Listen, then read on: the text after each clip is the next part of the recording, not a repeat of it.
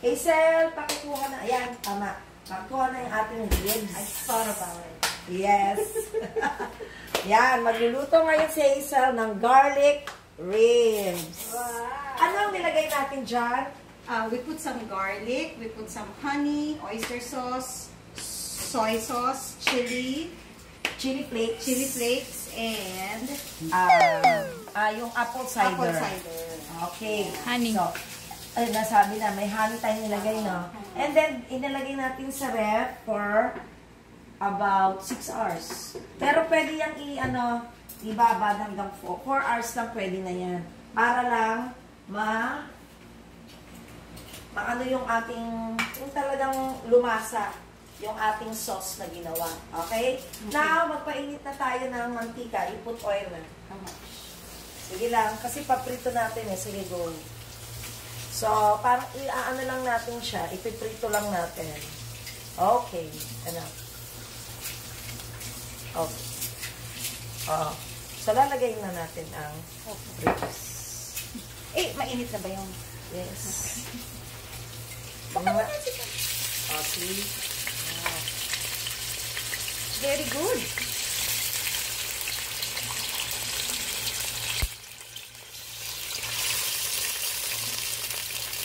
Magkakasya lang dun sa pan.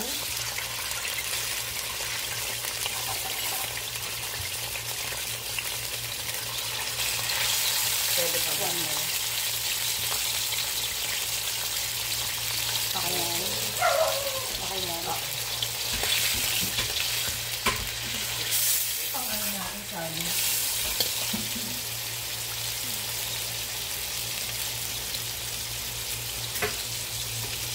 Ito na lang.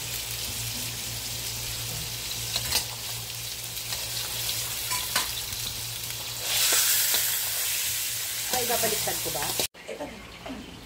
Okay. So, brown na yung ating ribs. Ilalagay na natin yung ating onion and garlic. So, saigin lang natin yan. And then, imimix uli natin. Medyo brown na naman siya.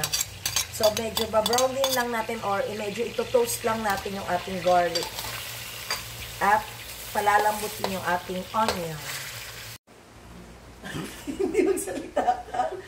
Okay. So, i-add na natin yung ating sauce na pinagbabara ng ating ng ribs. Okay. I-put it na.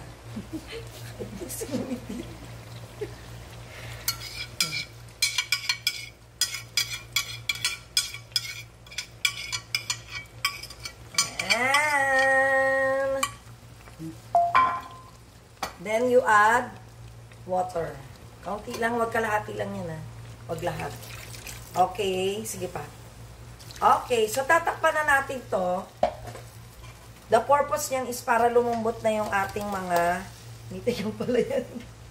Yung purpose niyan para lumambot yung ating meat, yung ribs. Tatakpan natin.